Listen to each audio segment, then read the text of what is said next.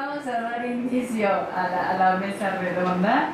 Esta mesa en realidad es producto, o va a ser producto del inicio de un seminario que a partir de este año tuve la posibilidad de iniciar. El seminario se llama Seminario de Investigación, Uso de la Información, Procesos y Medios.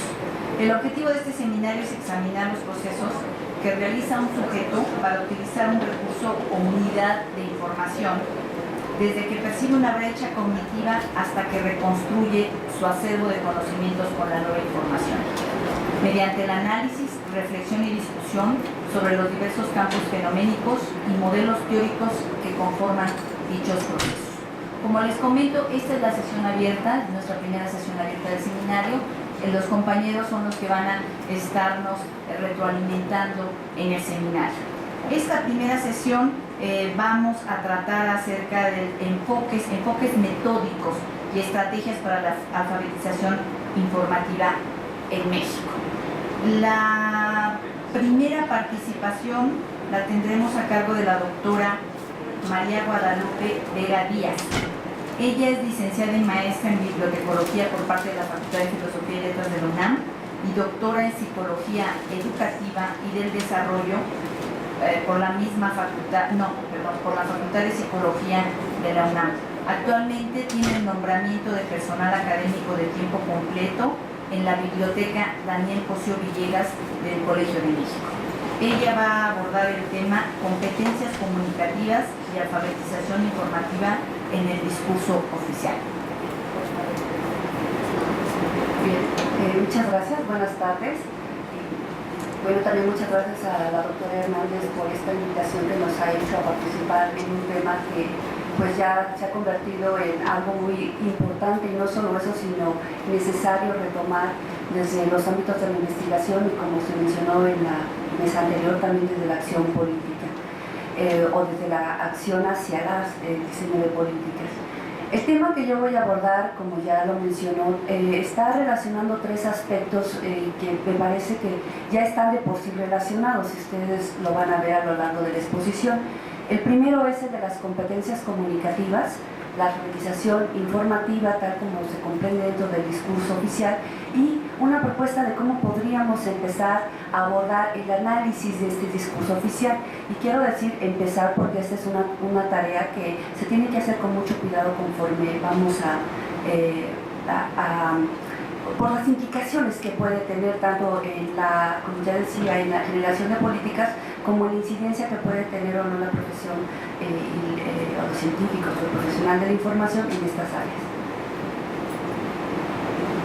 Bueno, esto principalmente quiero aquí esta lámina para especificar todo lo que sería este gran mapa de México y sus diferentes connotaciones. Ya vimos por ahí que hay características específicas en cada una de las regiones. Por ejemplo, en el norte no es lo mismo las bibliotecas públicas que en el sur, y esto mismo ocurre también con el sector que a nosotros dentro de la alfabetización informativa, que es el de educación. Tampoco es similar, hay muchas disparidades, y esto ha dado justamente a que haya muchos problemas derivados de estas reformas que se pretenden hacer a nivel global y que deberían de atender por lo menos algunos aspectos que en la Ley General de Educación están presentes, tales como esta diferenciación por estados, contenidos, alumnos, profesores, ¿no?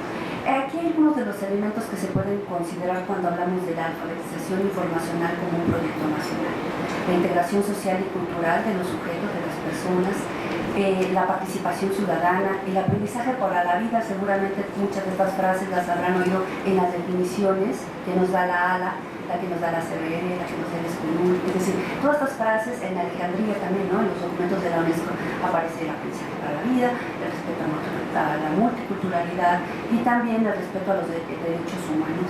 Y también, de paso, lo que podría ser la adopción y la apropiación de las tecnologías de la información también está incluida. Y entonces, pues resulta que la alfabetización resulta ser como la píldora que va a solucionar casi todo el problema educativo a nivel nacional. Entonces, es algo bastante complejo y que hay que analizar. Aquí hay algunas preguntas que nos podemos plantear en relación a este discurso oficial que nos presentan las autoridades desde esta donde emiten las políticas nacionales de educación y las políticas sobre bibliotecas, y que algunas de ellas son muy relevantes en el sentido de que no podemos avanzar si no queda claro ello. Por ejemplo, ¿cuál es justamente sustento legal, ¿no? ¿Cómo se integra la alfabetización al aprendizaje? ¿O se integraría a las prácticas profesionales? ¿O cómo se integraría, por ejemplo, a quiénes estaría dirigido? ¿Sí? ¿A qué sectores, qué niveles? A los ciudadanos, es decir, nos empieza a abrir el panorama. ¿Qué contenidos educativos? ¿Cuál sería el perfil de los profesores? ¿Con qué infraestructura tecnológica? Y para todas estas preguntas, justamente uno debería obtener las respuestas de lo que se está proponiendo ya como parte de este discurso oficial. Y obviamente cada una de esas preguntas, dependiendo del sector al que vaya dirigido, cambia. Por ejemplo, hablemos de la situación de las personas discapacitadas que se mencionaba anteriormente, o la situación del adulto mayor. Hay leyes y legislación dirigidas específicamente para este tipo de población. Entonces, a la integración, digamos, de este análisis del discurso, tiene que ir esta integración de las otras políticas que se han hecho para ciertas comunidades. Pero yo me voy a abocar ahorita a lo que sería un aspecto muy sensible para todos, y que es la educación básica. Desde ahí partí esta presentación. La educación en México, la educación básica tiene 3 niveles, que es preescolar, primaria y secundaria. En estos momentos son obligatorias, además de que también ya es obligatorio lo que es la educación media superior. Nosotros tendríamos, digamos desde un punto de vista muy académico, que determinar cuáles son las competencias de información que deberían de ser introducidas dentro de estos programas. Podemos retomar, por ejemplo, la propuesta del ISCONUL que aparece a su izquierda, y donde ya tienen ustedes toda la serie de elementos que ya han sido tratados y analizados en otros foros, como que desde que empieza la necesidad y se reconoce que existe, en los procesos para poder satisfacer esta necesidad, y al final esta otra parte que resulta muy relevante, que es la síntesis y creación de información. Dentro de todo esto, en el discurso oficial lo que vamos a encontrar es un aspecto relacionado con las competencias comunicativas. Las competencias comunicativas están más o menos desde los años 70 propuestas como algo diferente de lo que debería de ser la competencia lingüística o la competencia gramatical. Es decir, una competencia comunicativa nos va a permitir a nosotros participar, como aparece en el lado derecho, de manera fundamentada dentro de una comunidad y además con las reglas de esa comunidad. Les pongo un ejemplo, tenemos este foro, y en este foro hay unas ciertas reglas de comunicación, donde nosotros hablamos, ustedes nos escuchan, nos preguntan, les contestamos, nos enojamos y luego nos vamos a comer. Más o menos sería, digamos, una normatividad que se da dentro de lo que sería la competencia comunicativa, a diferencia de la lingüística, que iría más hacia los aspectos gramaticales, de que yo me exprese correctamente, que utilice bien los verbos, las puntuaciones, la ortografía, ¿no? Lo cual, por cierto, a veces también nos llega a fallar. Pero además hay otros aspectos relacionados con ello, como es esto que sepamos conversar en pequeños grupos, resolver problemas también, argumentar, y lo van a ver ahora en el discurso oficial, pensar críticamente, entendida esta, porque hay muchas acepciones del pensamiento crítico, como el dudar, discernir, el converger, ¿sí? Pero siempre desde un punto de vista individual y pensando activar nuestra cognición. Y bueno, aquí ya viene un poco la parte más difícil, pues, porque aquí cuando nosotros decimos vamos a analizar el discurso dentro de lo que es la educación básica, habría que ver a qué documentos nos estamos refiriendo para tratar de que todo este corpus nos permita tener una noción muy completa, ¿no? Por un lado tenemos esto que son las disposiciones legales desde la Constitución política, y luego toda una serie de leyes que están relacionadas ahora, y por cierto otras nuevas leyes que se van creando. Este año, por ejemplo, además de que se reformó la Ley General de Educación, también tenemos modificaciones y puntualizaciones sobre la Ley Federal de Telecomunicaciones, que es la que nos permitiría por lo menos tener acceso equitativo a las redes, por lo menos en el discurso así está. Del otro lado están los programas. Yo identifiqué estos programas derivados de lo que sería una idea muy general de educación, y que por supuesto estaría ligado con el Plan Nacional de Desarrollo, que más adelante se explicará. Algunos de los proyectos son bastante interesantes. Por ejemplo, programa Tu Maestro en Línea. Luego está este otro que llama Programa Nacional de Desarrollo de la Educación Superior desde la educación básica, o sea, como una especie de vínculo. La enciclomedia, que también ha causado muchas dudas, preguntas acerca de su eficacia.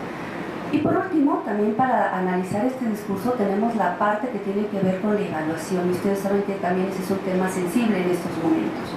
La evaluación no solamente que se hace desde el exterior, como lo que nos hace la OCDE, lo que nos hace la UNESCO o inclusive algunos parámetros que nos señala la isla, sino desde el interior, ¿no? En el caso de las estadísticas que nos presenta el INEGI o las estadísticas que, más que estadísticas, los resultados de algunas pruebas relacionadas con el uso de la competencia comunicativa y por lo tanto del uso de la información, como lo ve el discurso oficial del Instituto Nacional para la Evaluación Educativa, el cual ya está a un nivel de autonomía en esto dada la reforma educativa, y además de las investigaciones que se hacen. Siguiendo con este, digamos, enfoque, ahora lo que tendríamos es cómo se vería esto dentro de un programa muy específico. Esta diapositiva ya la había presentado en el final, que se realizó hace unos meses, y era la idea de evidenciar cómo es que todas estas cosas que yo les platica sí tienen un sentido en cuanto a lo que es la promoción de la lectura, y aquí agregaron de la escritura, y esto no resultaría verdad. De un lado tenemos todas las leyes y del otro lado tenemos las reglas de operación que incluyen el hecho de que debe haber una figura de maestro bibliotecario y ciertos indicadores, y dentro de ello lo que sería el Programa Nacional de Lectura y Escritura vinculado con lo que serían los programas de estudio. Aquí tienen, por ejemplo, cómo es que se está categorizando lo que es una competencia dentro de los planes de estudio vigentes. Luego, aquí tenemos algo que también se va a comentar más adelante, las competencias en el manejo de la información, que es como está parafraseado en el discurso oficial, la alfabetización informacional. Aquí tenemos, y les voy marcando con puntitos azules algunas cosas que el perfil de egreso del alumno de educación básica busca, selección, analiza, o sea, es el discurso que también proviene de lo que se ha estudiado dentro de, por ejemplo, de la propuesta de SCONI. Y aquí está el Programa Nacional de Lectura, donde dice que este programa va a apoyar estos programas y estos contenidos educativos que se dan dentro de la educación básica. Y luego tenemos, me voy para atrás, tenemos entonces que hay una concordancia entre los diferentes programas. Sí, perdón. Y miren, esto es la parte de educación, de evaluación, que también me parece interesante.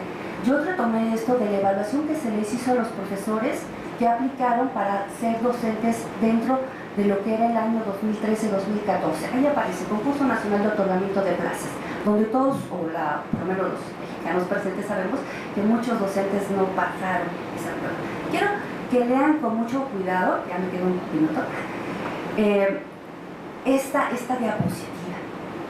Vean el tipo de pregunta que se le hace al profesor, y si alguno puede atender a la respuesta, no la ven. Bueno, les doy la pregunta y luego les dejo la diapositiva para que la revisen luego. Dice, ¿cuál es la estrategia que debe utilizar el docente para que los alumnos que no logran identificar las características de una nota enciclopédica, todos usamos ese tipo de materiales, logren el aprendizaje utilizando los acervos escolares? Y luego hay 4 opciones. Yo, la verdad, me costó mucho trabajo discernir cuál era la pregunta correcta, la respuesta correcta. Y vamos, yo me precio de saber y tener mi experiencia allá en la biblioteca, ¿no?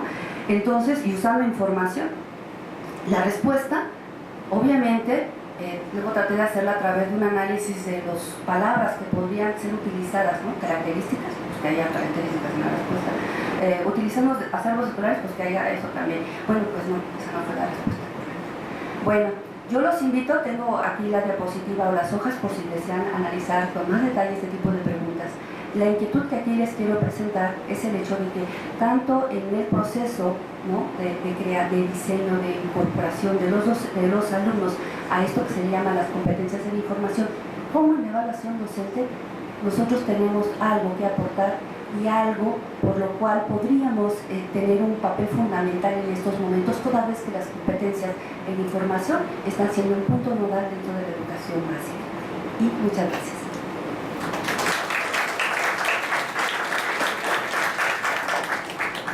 decías, vamos empezando, calentando motores para que no vemos que hay cosas en el discurso oficial. Habrá que ver los bibliotecólogos qué hacemos con esto que está ahí, las leyes. La segunda participación nos las va a ofrecer el maestro Antonio Cobos Flores.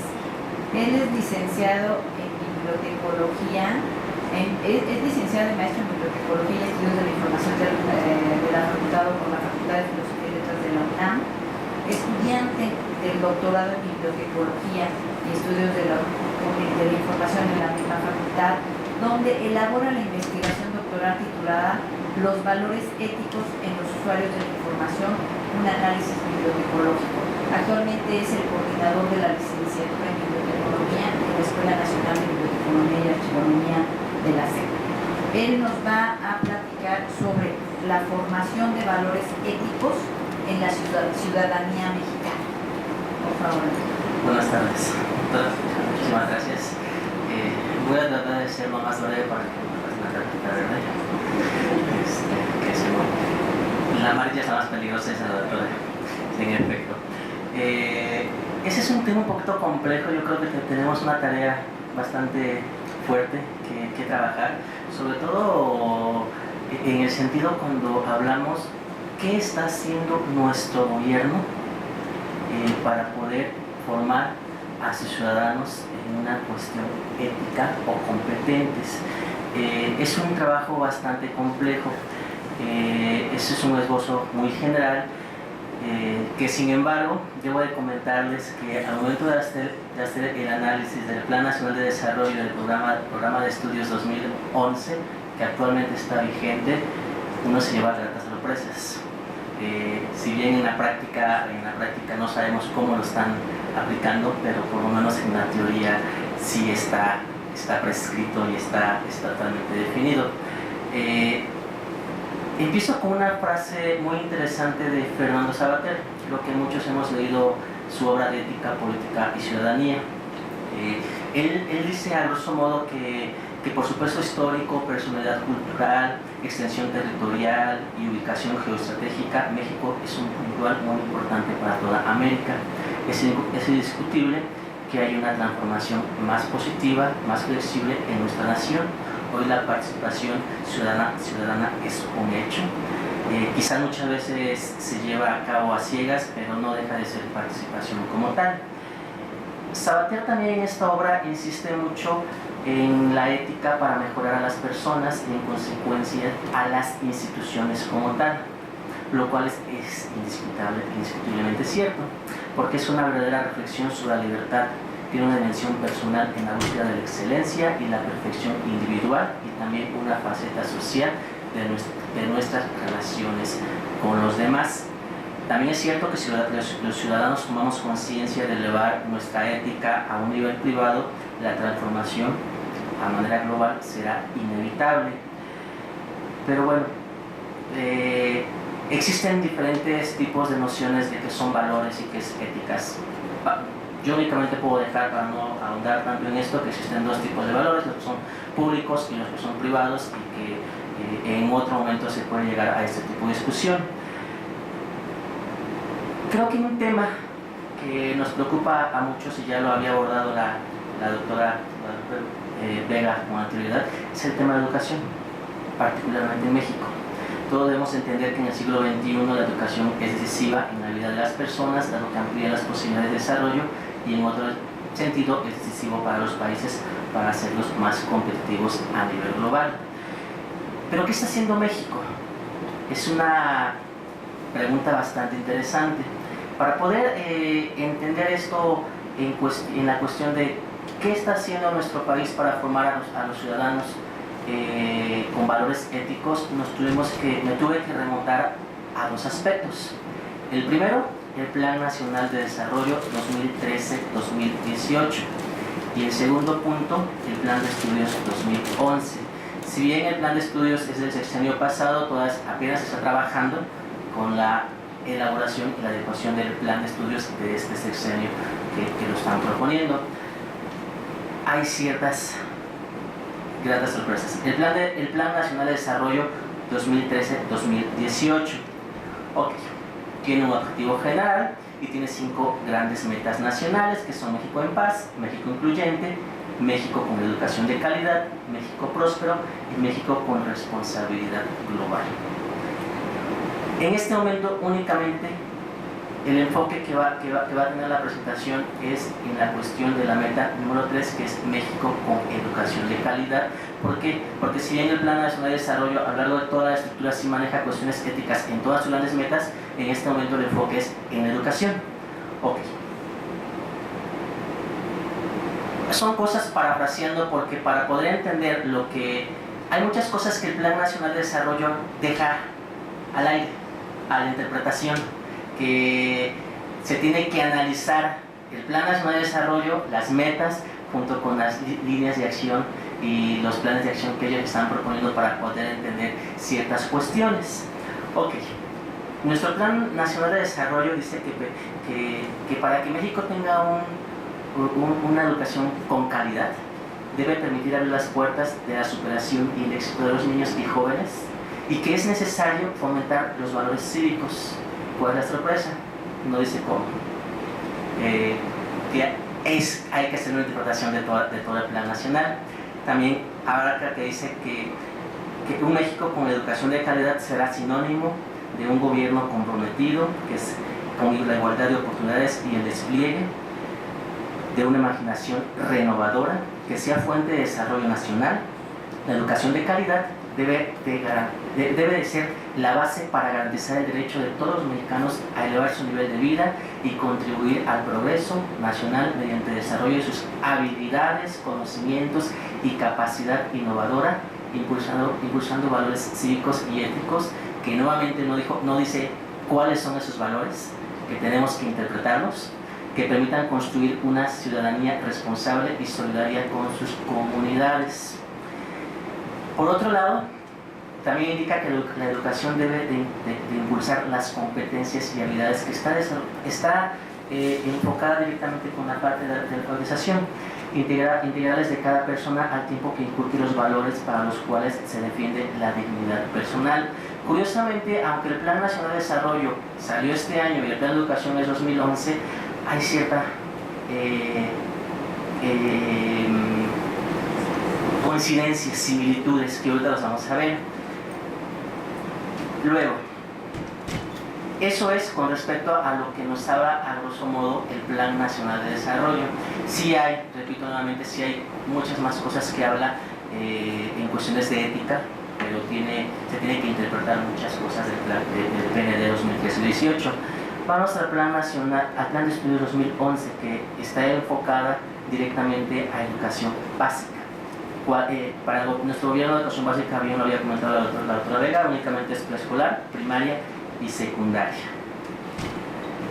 El actual plan de educación básica está basado en competencias y tiene el enfoque lo tiene hacia el alumno como el centro del proceso educativo. Tiene unas variantes muy amplias, por lo tanto, y en este momento únicamente lo que a nosotros nos interesó y lo que estamos tratando de rescatar es la cuestión de educación en valores y la cuestión de desarrollo de competencias. Es decir, si bien el Plan de Estudios 2011 abarca todo lo relacionado con el aspecto de cómo se debe enseñar e inculcar habilidades y competencias a los alumnos, en este momento únicamente nos interesa lo que son las competencias para la vida, que curiosamente el Plan de Estudios 2011 sí lo dice. ¿Cómo definen ellos en el Plan de Estudios 2011 las competencias para la vida? Que son estas las que movilizan y dirigen a todos los componentes, como son conocimientos, habilidades, actitudes y valores. Estas competencias, como ellos los manejan, deben desarrollarse en los 3 niveles: preescolar, primaria y secundaria, y a lo largo de toda la vida. Son 5 las que maneja, que son competencias para el aprendizaje permanente, competencias para el manejo de la información, competencias para el manejo de situaciones, competencias para la convivencia y competencias para la vida en sociedad. De desarrollo de todas las competencias, solamente maneja 2 en cuestiones estéticas. que tiene que ver con competencias para el manejo de la información y que dice que su desarrollo requiere identificar lo que se necesita saber, aprender a buscar, identificar, evaluar, seleccionar, organizar y sistematizar la información, apropiarse de esta de una manera crítica, utilizar y compartir la información con sentido ético. Curiosamente, es lo único que menciona. Posiblemente tendríamos que remitirnos a las guías para los docentes, porque esa es otra cuestión. Está el plan de educación de manera general, pero hay unas guías. Hay unas guías que el docente tiene que revisar y tiene que conocer, porque las guías te dicen cómo tienes que aplicar todo esto. Si nosotros revisamos únicamente el plan de educación, no nos dice cómo. Y la otra competencia que nos interesa es competencias para la vida en sociedad, que dice que para su desarrollo se requiere decidir actuar con juicio crítico frente a los valores y las normas sociales y culturales, que nuevamente nos deja abierto a muchas posibilidades y a interpretaciones por parte de los que quieren trabajar en ese sentido. El plan de estudios, las competencias como tal, éticas, en el plan de estudios del 2011 están enfocadas únicamente en un campo formativo que ellos llaman o que se llama desarrollo personal y para la convivencia. Pero ¿dónde lo ven? Únicamente a nivel primaria y a nivel secundaria. Curiosamente porque llevan las asignaturas de formación cívica y ética. Pero la finalidad de esas asignaturas es que los alumnos asuman posturas y compromisos éticos vinculados con su desarrollo personal y social, teniendo como marco de referencia los derechos humanos y la cultura política y democrática. También asimismo nos dice que debe permitir a los alumnos tomar decisiones, elegir entre opciones de valor, encarar conflictos y participar en asuntos colectivos. Si bien es importante que nosotros conozcamos que sí están plasmadas de una forma teórica en lo que está haciendo nuestro gobierno, la otra parte importante es saber cómo nosotros podemos trabajar con esto. ¿Qué vamos a hacer nosotros con lo que ya está trabajado? Por mi parte sería todo. Muchísimas gracias.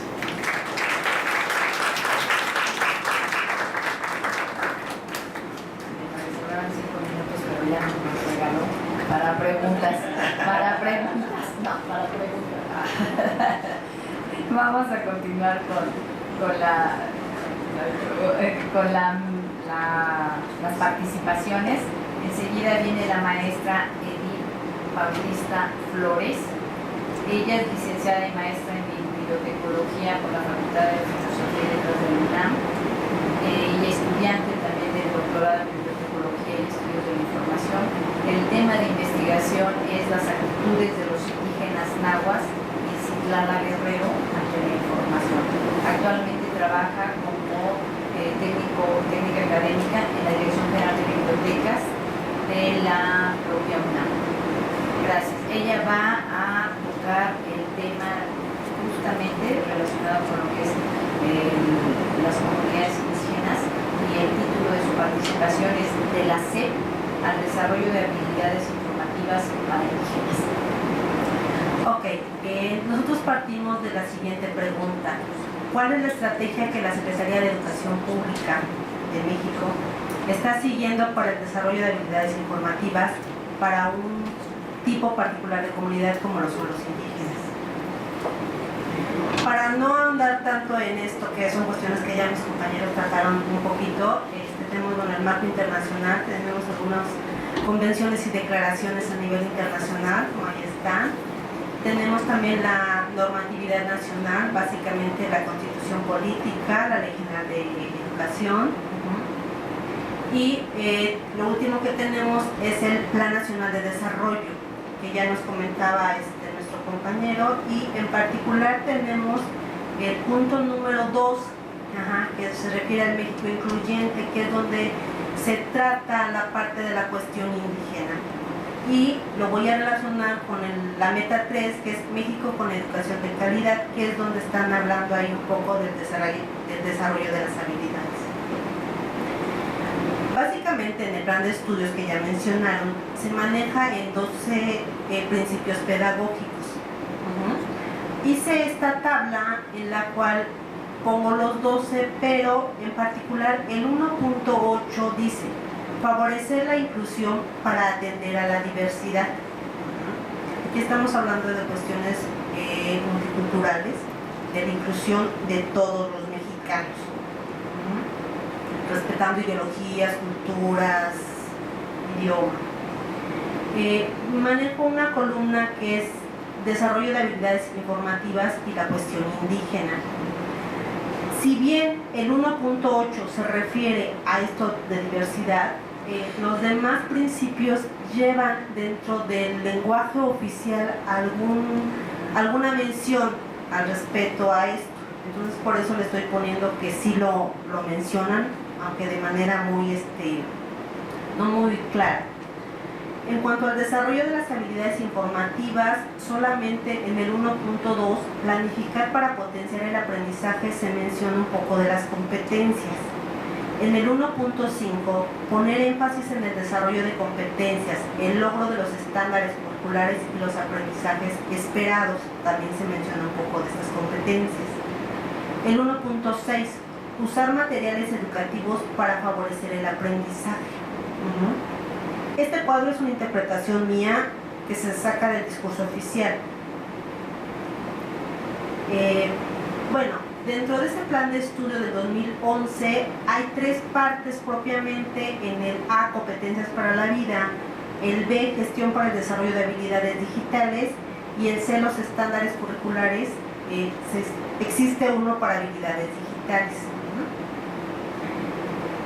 En particular tenemos la competencia para el manejo de la información, que ya la mencionaron, y la otra que tiene que ver con los indígenas es competencias para la convivencia, donde dice: aquí se reconoce y valora la diversidad social, cultural y lingüística. En la parte de gestión para el desarrollo de habilidades digitales nos marca como antecedente mencionando a la Cumbre Mundial sobre la Sociedad de la Información, que fue básicamente principios de la UNESCO, del cual se deslinda todo esto del uso de las TICs. Y es en México en el 2008, y el objetivo es apoyar el aprendizaje de los estudiantes, ampliar sus competencias para la vida y favorecer su inserción en la sociedad del conocimiento. Y marcan también: se está empezando a cumplir, pero es necesario reconocer que todavía falta mucho por hacer. Esto es el discurso oficial. Esto lo están organizando a partir de 6 campos. 1, la creatividad e innovación; la comunicación y colaboración; la investigación y manejo de información, que es un punto que nos compete como bibliotecólogos; el 4, pensamiento crítico, solución de problemas y toma de decisiones; el 5, ciudadanía digital; el 6, funcionamiento y conceptos de las TIC. Ahora, ¿cómo empezar? Primero empezaron por los docentes. Entonces, ahí establecieron ciertos indicadores que debían cumplir los docentes. Entre estos están: utilizar herramientas y recursos digitales para apoyar la comprensión de conocimientos y conceptos; aplicar conceptos adquiridos en la generación de nuevas ideas, productos y procesos utilizando las TIC; explorar preguntas y temas de interés, además de planificar y manejar investigaciones utilizando las TIC. Otros indicadores son: utilizar herramientas de colaboración y comunicación; generar productos originales con el uso de las TIC, en los que se haga uso del pensamiento crítico; desarrollar investigaciones o proyectos para resolver problemas auténticos o preguntas significativas. También se habla del manejo de herramientas de productividad, como puede ser paquetería, hardware, software. Y finalmente mencionan: hacer uso ético, seguro y responsable de Internet y herramientas digitales. Para llevar a cabo esto, hay un proyecto que se llama Habilidades Digitales para Todos. Esto es a nivel nacional, cuyos componentes son el pedagógico, donde se van a desarrollar materiales educativos; otro es la gestión, que organiza y comparte la información en el programa; el de acompañamiento de apoyo a los maestros; el de conectividad e infraestructura, que tiene que ver con el servicio y el equipamiento. Pero ahora, pregúntense esto aplicado a las comunidades rurales, ¿no? En cuanto a los estándares curriculares, tenemos que ellos van a evaluar el estándar de habilidades digitales, donde presentan la visión de una población que utiliza medios y entornos digitales para comunicar ideas e información e interactuar con otros. Implica la comprensión de conceptos, sistemas y funcionamiento de las TIC, es decir, utilizar herramientas digitales para resolver distintos tipos de problemas. O sea, vean cómo están usando información atada a TIC para lograr resolución de problemas. Este plan de estudios tiene un mapa curricular que está dividido en 4 campos de formación, básicamente. En ellos no se hace alusión al desarrollo de habilidades informativas para indígenas. No obstante, también se revisaron en particular un mapa curricular que es nada más para indígenas, inmigrantes. La lengua indígena en primaria para escuelas de educación indígena se vuelve de manera obligatoria, ¿no? Aquí la idea es comprender que la lengua es una entre tantas que hay en el país y tiene el mismo valor que el español. Recuerden que estamos hablando en el caso de México de aproximadamente 62 lenguas que se hablan. De estos 4 campos formativos, el 1 que se refiere al lenguaje y comunicación van a privilegiar la lectura para la comprensión y necesaria para la búsqueda, el manejo, la reflexión y el uso de la información. ¿Sí? En cuanto al marco curricular indígena, básicamente tratan de incluir lo que son los saberes, los conocimientos locales, la cosmovisión de estos pueblos y comunidades, de las competencias que el uso de estos saberes sustenta y requiere concebir también la contextualización de aquellas que se pretende desarrollar a partir del plan y los programas de estudio nacionales, lo cual es inherente al propio enfoque de aprendizaje por competencias. Dicho plan de estudios indígena tiene 2 principios, el de contextualización, que tiene que ver con cómo van a relacionar todos estos conocimientos con el indígena. No es lo mismo educar a un niño que está en la Ciudad de México a alguien que está en Guerrero, ¿sí? La diversificación, esto que les hablaba de que en México existen tantos grupos y pueblos indígenas que se vuelve complicado la educación, ¿no? O sea, yo les mencionaba 62 variantes lingüísticas, entonces hacer planes y actividades para cada uno se vuelve complejo. Este es un cuadro que de manera general marca lo que son los ejes transversales, estrategias y proyectos de toda la educación básica. Lo que quiero enseñarles es cómo en esta parte de educación indígena integral y de calidad está lo que son tecnologías de la información y la comunicación, que es donde están amarrados todo este programa de desarrollo de habilidades digitales y va implícito las informativas. Al final de la educación básica se busca este perfil, el C. Busca, selecciona, analiza, evalúa y utiliza la información proveniente de diversas fuentes. Y el F, asume y practica la interculturalidad como riqueza y forma de convivencia en la diversidad social, cultural y lingüística. Ahora, ¿cómo lo están aplicando? Esto es un poco como la parte de los planes, la cuestión teórica. Aquí hay guías del maestro y cuadernos de trabajo de los alumnos. Entonces, yo les traigo un ejemplo en el caso del preescolar. En la parte de láminas del campo y de expresión estética, hay una parte que se llama ¿cómo busco información? O sea, ya está aquí muy clara la actividad, qué es lo que tiene que hacer el maestro. Entonces viene la actividad, vienen los objetivos, viene un poco la planeación del maestro, la guía de qué es lo que tiene que hacer, cómo lo debe desarrollar, y incluso les dejan apartados para que él mismo haga anotaciones. En la parte de primaria, revisé todas las guías y los cuadernos para los alumnos y encontré lo siguiente.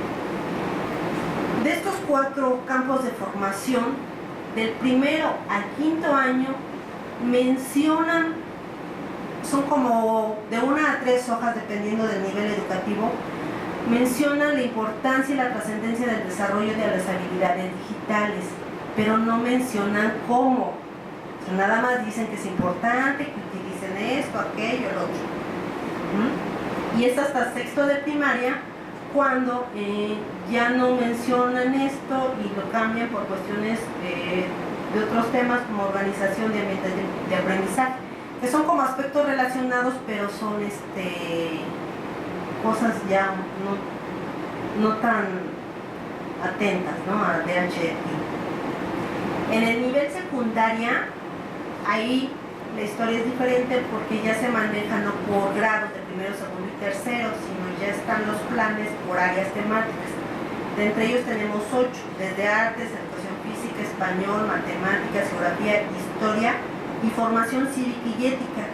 En todos ellos se habla del desarrollo de habilidades digitales.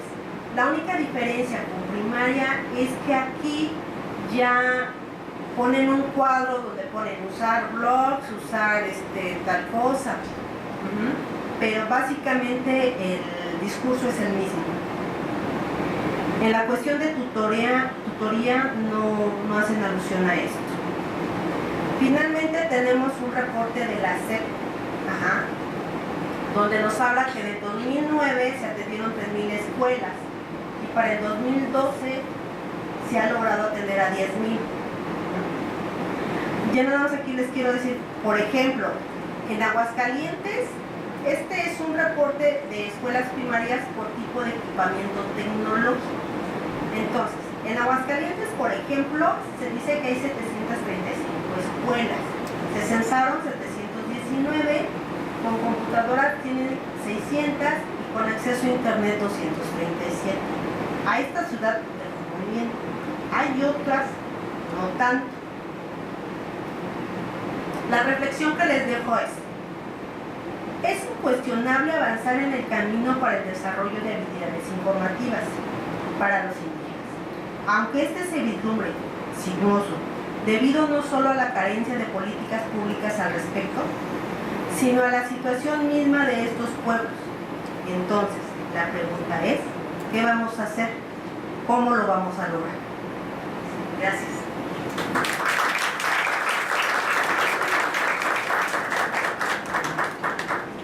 Gracias. Ha aparecido reiteradamente la frase pensamiento crítico. Y cuando nosotros como bibliotecólogos decimos vamos a desarrollar habilidades, vamos a generar un programa de alfabetización informativa para que piensen críticamente, la intención de la siguiente presentación es justamente que nos digan qué es el pensamiento crítico y cómo desde la pedagogía vamos a hacer para que el chico, la persona, se forme en un pensamiento crítico. Esto lo va a hacer la licenciada Clara Lilia González Arco. Ella es licenciada en Pedagogía, egresada de la Facultad de Estudios Superiores Acatlán de la UNAM. Actualmente es docente en la Escuela Nacional de Biblioteconomía y Archivología de la SEP.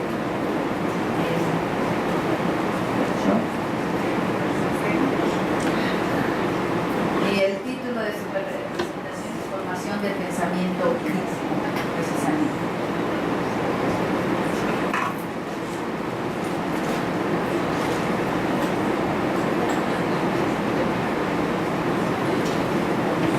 Bueno, en lo que se ve con los problemas técnicos, agradezco la invitación a la confianza.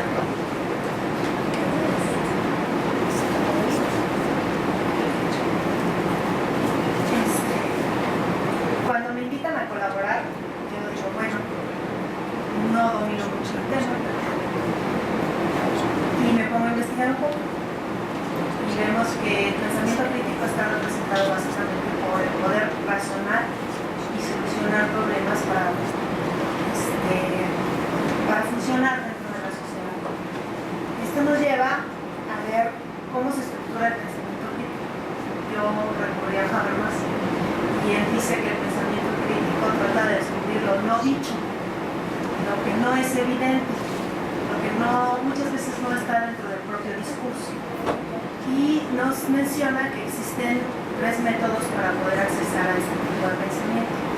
El método heurístico, que es el que da sentido y construye a partir de una primera proyección de los significados. Cuando nosotros nos enfrentamos a un conocimiento nuevo, siempre partimos de los referentes que nosotros tenemos. Esto quiere decir que yo le doy un significado al contenido a partir de lo que yo ya puedo tener, puedo saber de ese contenido.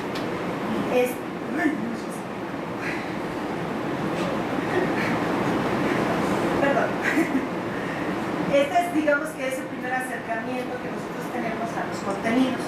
Después está el método empírico, en donde nos enfrentamos a los hechos. Aquí ya se consideran las cosas concretas. Esto nos permite, los hechos se utilizan como portadores de experiencia, nos permiten desmitificar las falsas imágenes que nos creamos sobre el contenido mismo. Lo que nosotros creíamos en ese primer acercamiento empieza a cambiar, a tomar otro sentido a partir de los hechos concretos. Finalmente se maneja el método crítico, que parte de la autorreflexión, que es un proceso intersubjetivo que sirve para superar los mecanismos de enmascaramiento que el sujeto tiene respecto a la realidad. Cuando nosotros somos capaces de reflexionar en torno a eso que percibimos y a esos hechos o a lo que está sucediendo verdaderamente, entonces empezamos a quitar todo lo que podría ser aparente y acercarnos a los contenidos o a la información de una manera crítica. Esto nos lleva a un proceso que conocemos como metacognición. Cuando nosotros llegamos a esa reflexión de cómo aprendemos, de cuáles son los pasos que estamos llevando para lograr comprender y dar sentido a lo aprendido, este proceso se llama metacognición. Existen muchas estrategias para poder lograr llegar a esta reflexión de cómo es que aprendo, cómo es que estoy logrando asimilar esos contenidos.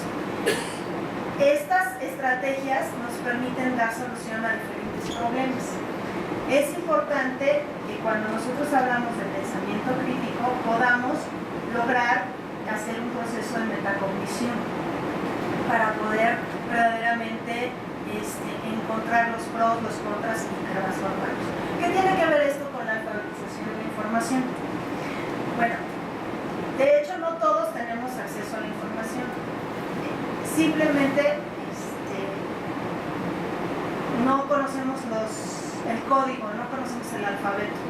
Yo me considero en muchos sentidos una analfabeta en este sentido porque no sé consultar algunas bases o no sé tener acceso a cierta información que en mi caso sería importante y que desconozco. Necesitamos ser alfabetizados en estos códigos que nos pueden dar acceso a la información y adquirir competencias que si bien ya se ha mencionado, deben de desarrollar habilidades que nos permitan ser críticos ante esa información, no siempre tienen que ver con el acceso. El acceso es una cosa y la competencia para discernir entre si esa información a la que estoy teniendo acceso me sirve o me es útil o no, esas son cosas diferentes. Habría que pensar cómo es que vamos a hacer que esa alfabetización me permita desarrollar esas otras habilidades para poder conformar un análisis crítico de esa información.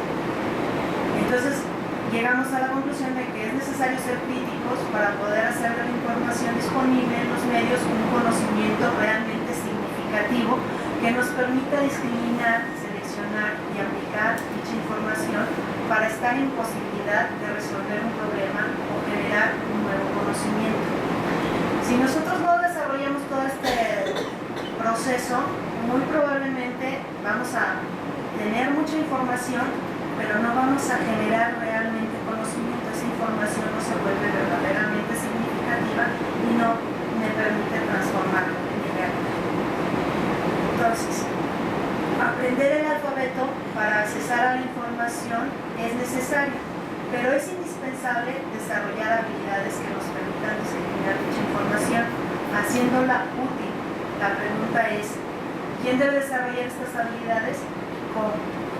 Porque si bien las personas que se están encargando de alfabetizar en cuanto a el acceso a la información, en muchas ocasiones son bibliotecarios, yo todavía no he encontrado en los perfiles que he analizado de bibliotecarios cómo es que podrían desarrollar las habilidades del pensamiento crítico para poder discernir entre si esa información a la que estoy teniendo acceso me es realmente útil o no.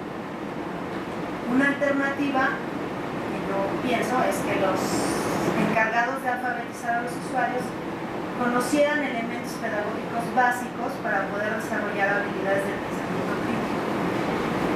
Para poder hacer esto es necesario que primero, además de tener acceso a los medios, generáramos un conocimiento significativo que nos permitiera discriminar, seleccionar y aplicar la información para estar en posibilidades de resolver problemas y generar conocimientos.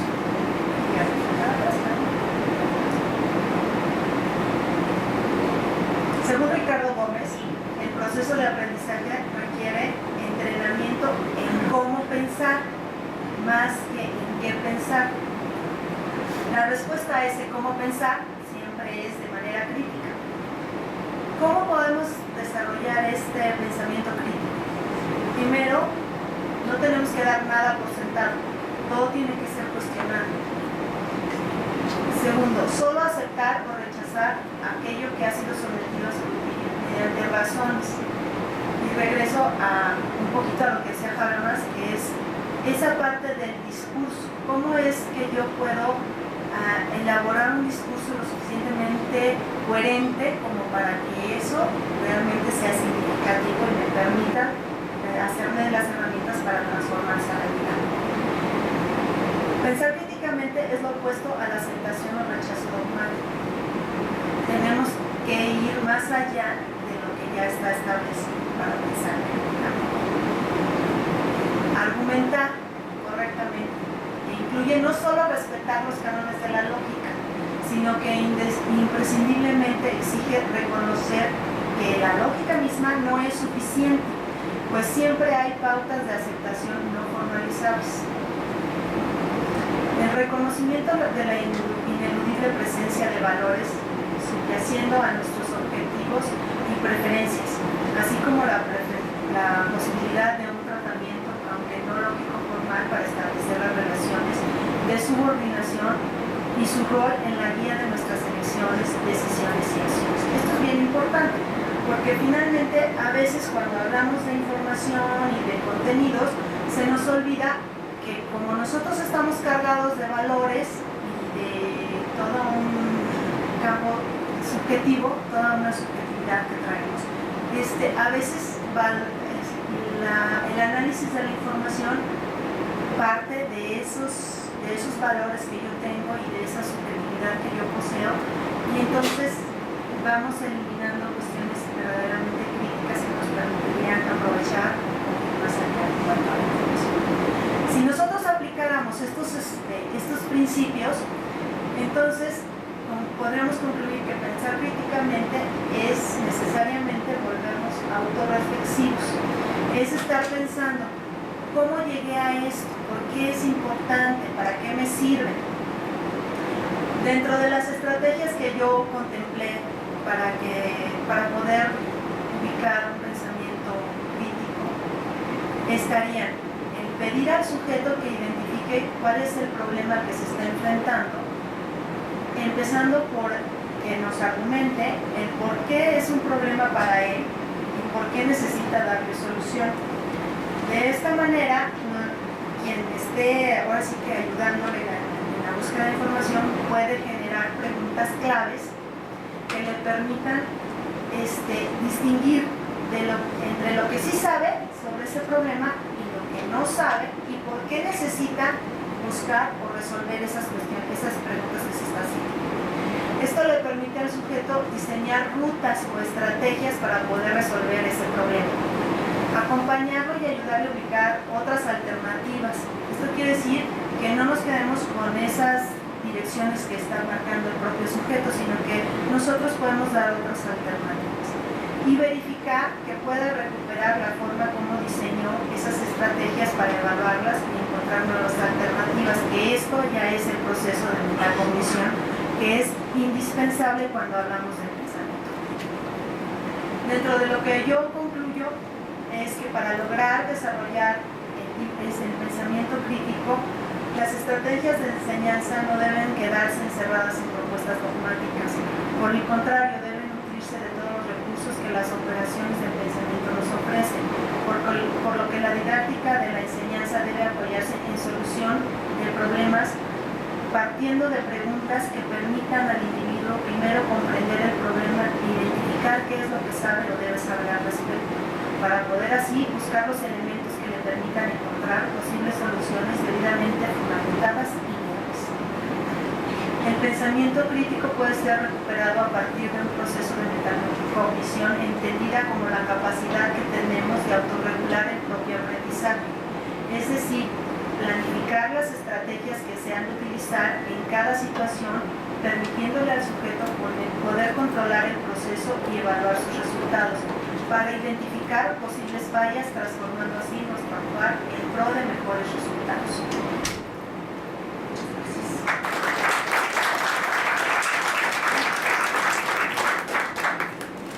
Muchas gracias.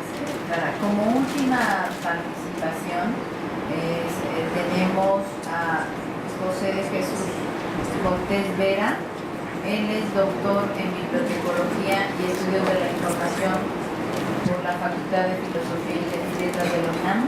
Es maestro en Ciencias de la Información por la Universidad de Guanajuato y trabaja actualmente como profesor investigador de tiempo completo en la Universidad Autónoma de Ciudad Juárez. El tema que él nos va a tratar es alfabetización informativa en la educación superior en México. Muy buenas tardes, me da mucho gusto estar aquí con ustedes. Primero que nada, un reconocimiento a su resistencia.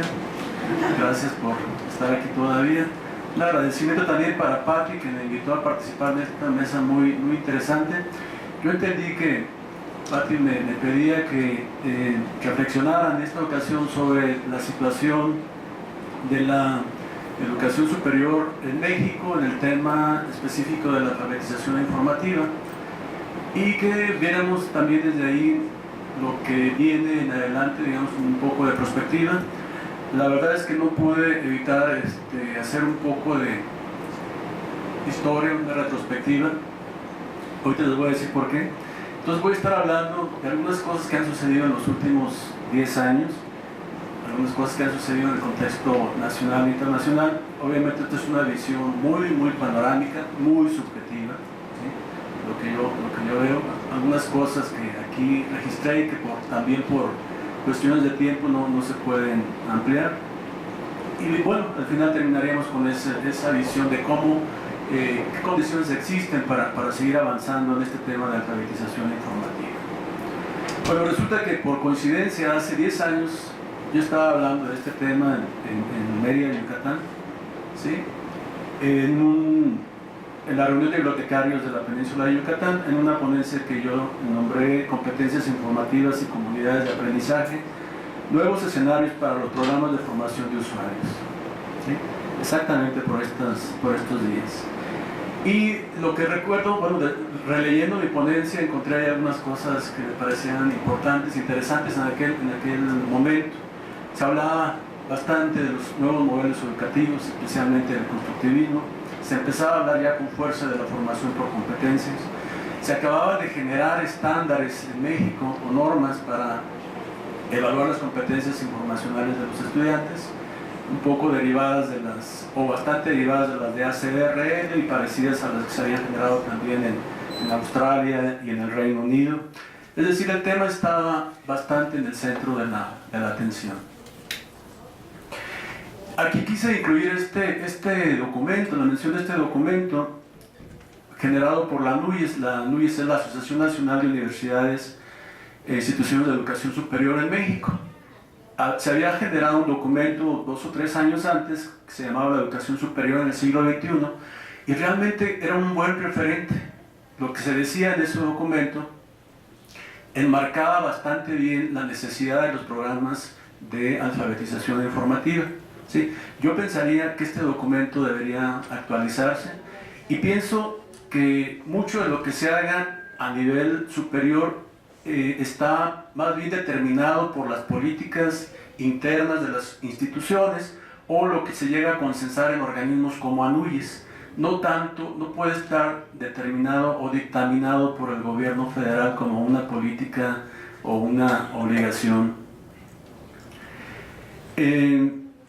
Bueno, entonces algunos avances que registré para esta década. Bueno, en el contexto internacional muy apretadamente, hubo una década de alfabetización promovida por la UNESCO.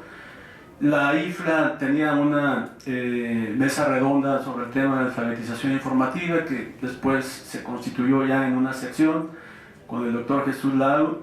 También con él se adoptó un logo internacional para la alfabetización informativa.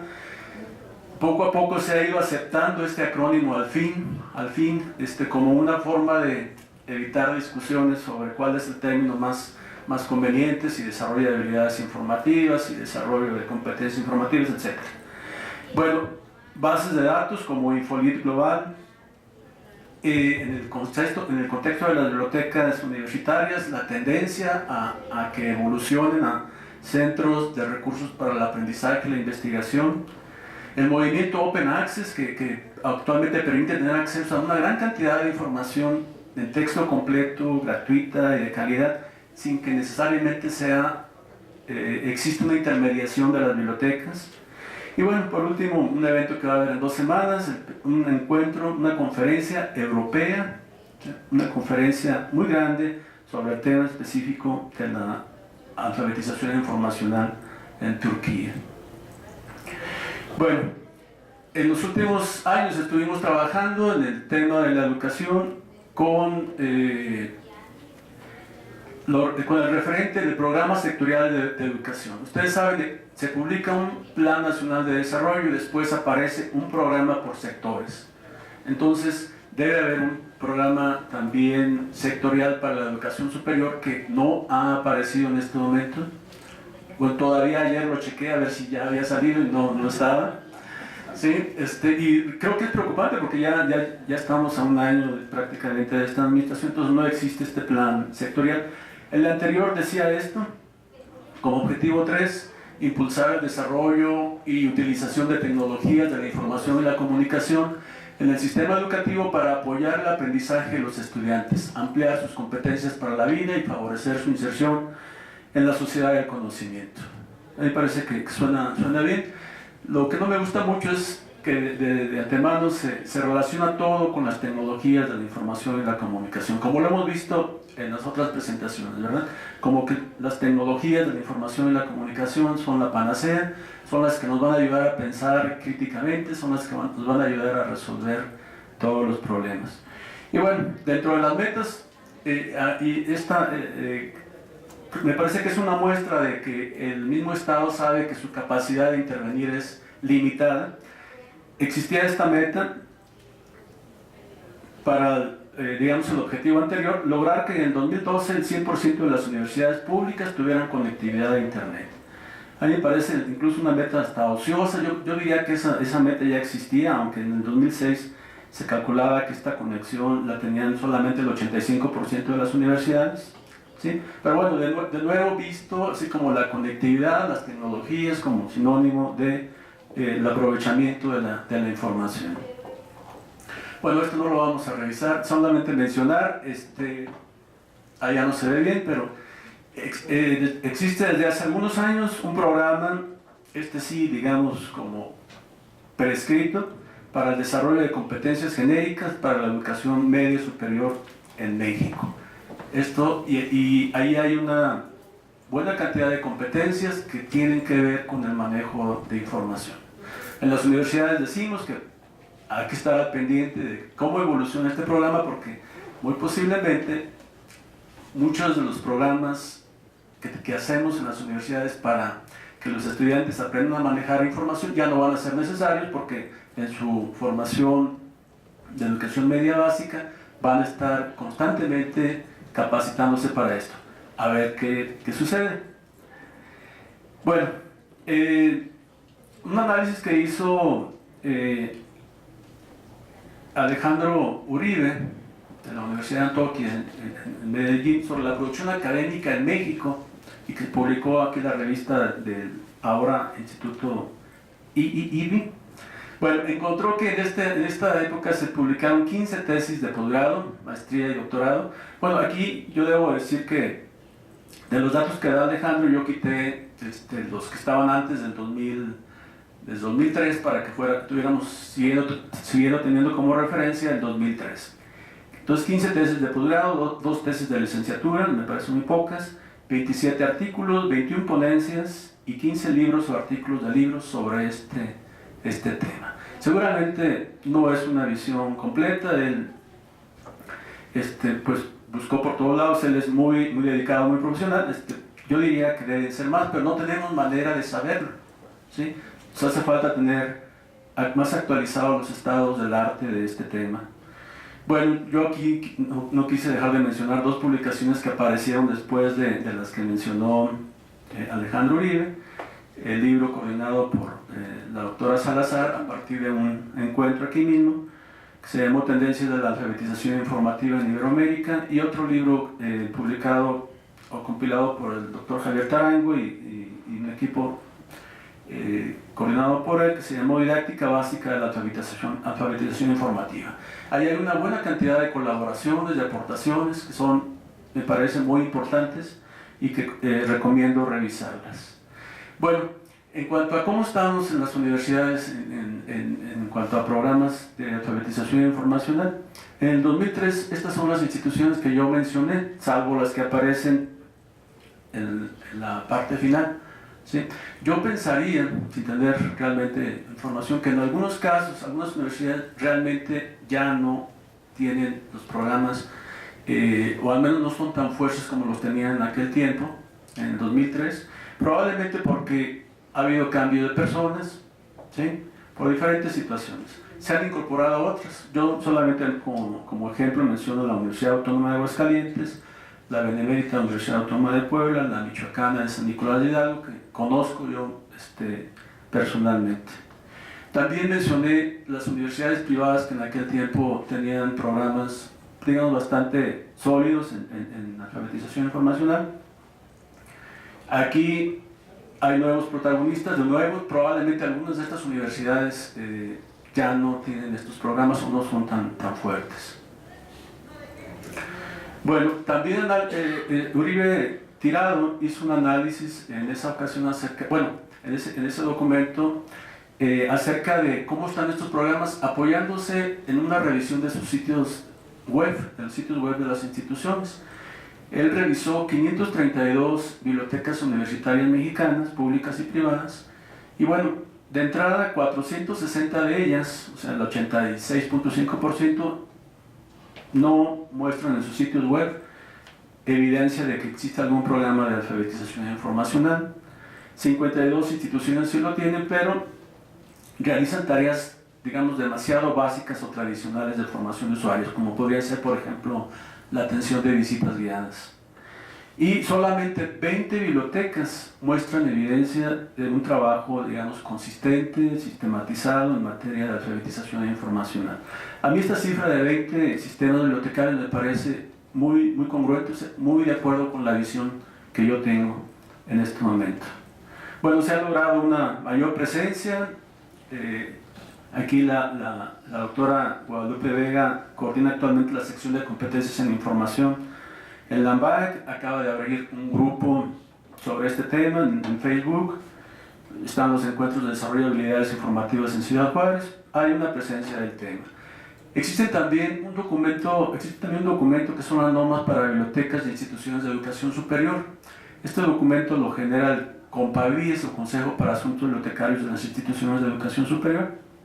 Y bueno, aquí la idea es que hubiera, digamos, un conjunto de normas mínimas con las que debieran de cumplir los sistemas bibliotecarios, pensando en que en algún momento los evaluadores externos van a llegar con estas normas y les van a preguntar, bueno, ¿tú qué estás haciendo sobre este tema? Un apartado es sobre la formación de usuarios. ¿Sí? Bueno, aquí quisiera presentar la relación bibliotecarios con profesores. No encontré otra cosa más que aquí este abrazo. Pero bueno, y fíjense que esto me puso a pensar, no existen fotografías en internet donde estén bibliotecarios y profesores trabajando juntos. Y bueno, yo quisiera, si ustedes conocen algún documento publicado donde se refleja la experiencia de un bibliotecario con un profesor, que me lo comparta, porque he estado buscando y no existen.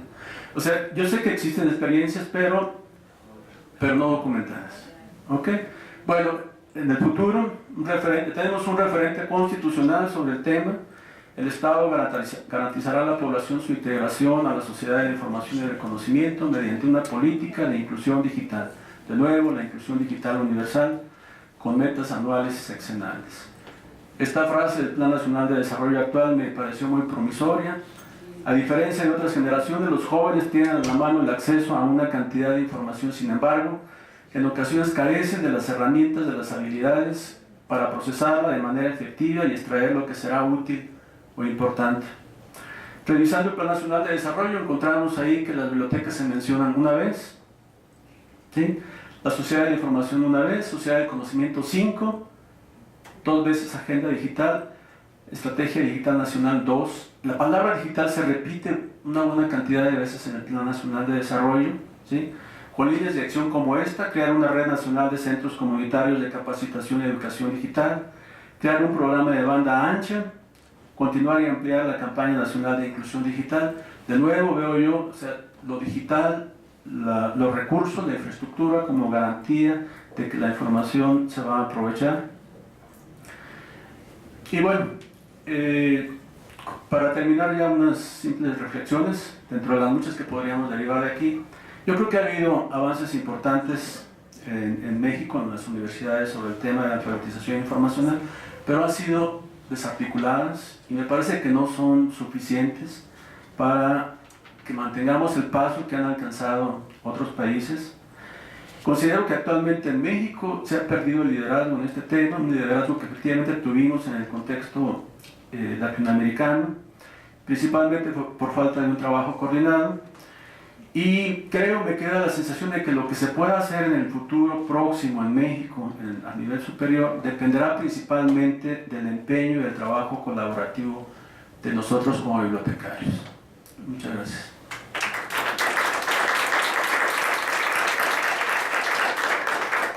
Pues no concluyen ustedes. Tenemos un poco de tiempo para preguntas, si es que están interesados, si es que el hambre no les gana, si es que muchas cosas, ¿sí? A ver, Ana Torres, por favor.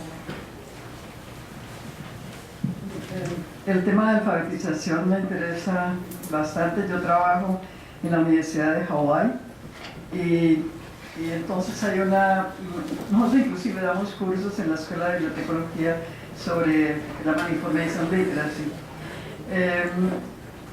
Por las presentaciones en este panel y en el grupo anterior, yo veía que el énfasis más que todo era en los estudiantes, en los profesores, que realmente son una población privilegiada, digamos. Yo estoy ahora haciendo un trabajo sobre el uso de las tecnologías de comunicación e información de los homeless en Hawái. Y entonces ahí llego a ver que eso no es ni los profesores, no son los estudiantes, ni menos universitarios, no son inclusive los estudiantes que van a las escuelas públicas, que hay otro nivel mucho más bajo a donde de pronto nosotros como profesionales de información tendríamos una labor. Y ahí no es solamente de información, sino es mucho más bajo, de computación, de computer literacy, technology literacy, después information literacy. Entonces ya puede uno ir subiendo a lo que ustedes están hablando. Ustedes están como a nivel más alto de aprender la parte que es política, o algo, pero yo quiero saber si hay alguna experiencia en México o entre ustedes, los panelistas o los que están acá, en que no sea ese a nivel privilegiado, que no piensen en la alfabetización de esos seres privilegiados que somos nosotros, sino el ciudadano más corriente, que muchas veces es gente que no tiene educación, el caso de los homeless, que yo estoy pensando. ¿Alguien quiere contestar?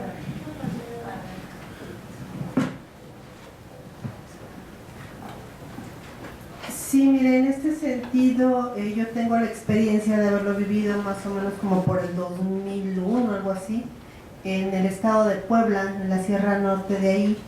Se implementó, digo, no es propiamente algo de desarrollo de habilidades informativas como tal, pero sí ellos trabajaron algo, eran nahuas también, comunidades de aprendizaje, donde dentro de ello ponían unas salas que eran no solo para sus estudiantes, sino para los indígenas del pueblo, de la localidad. Entonces, obviamente lo hicieron como experiencia y lo hicieron como se pudo, pero fue un primer acercamiento sobre todo de la comunidad, de aquellas personas que no tienen una educación formal o que no acuden a ella, de entrar en contacto con información, ¿no? O sea, yo me sorprendí en esos momentos porque ellos tenían un muy buen manejo de las tecnologías, porque eso les ayudaba a subsanar muchas cosas, ¿no? Tan era así que tenían un programa muy rico para conservar sus cuestiones de historias, cuentos de los sabios, de los ancianos, que decían que se estaban perdiendo. Entonces, bueno, ¿cómo le hacemos para conservarlos? Bueno, pues vamos a hacer este programa y lo grabamos y tal cosa. Entonces te digo, o sea, como tal DHI no era, pero sí un poco era la experiencia de ellos.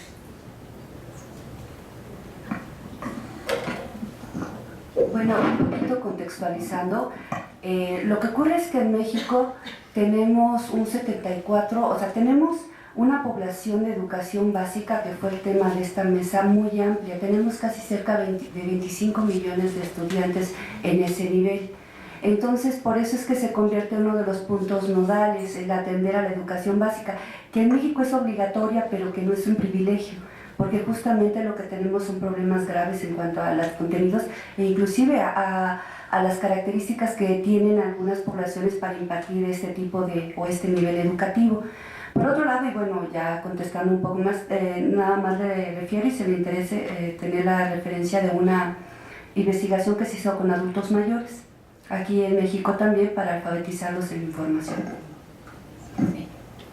De hecho, en las bibliotecas públicas, lo que pasa es que no en todas las bibliotecas públicas permiten el acceso a los homeless, como tú los llamas, ¿no? En la biblioteca Vasconcelos es una biblioteca muy, muy grande, sí hay una gran población de estas personas y el acercamiento, yo tenía acercamiento no precisamente para la alfabetización informativa, sino para identificar sus necesidades de información. En realidad todo lo que necesitan es básicamente lo visual. Y necesitan un espacio para estar como biblioteca, más que un espacio para buscar y recuperar información. Lo que más utilizaban acá era la sala de multimedia, todos los videos, e iban a las actividades de cine debate. Entonces, cuando uno se les acerca como qué tipo de información requieres, es muy, muy amplio, porque acá nosotros sí tenemos a algunas personas que son que alguna vez fueron profesores, que trabajaron y que por alguna causa están de personas en situación de calle, que es como nosotros le llamamos acá, pero no un programa específico. ¿Alguien más que quiera comentar? A ver, bueno, entonces vamos a darles un aplauso a los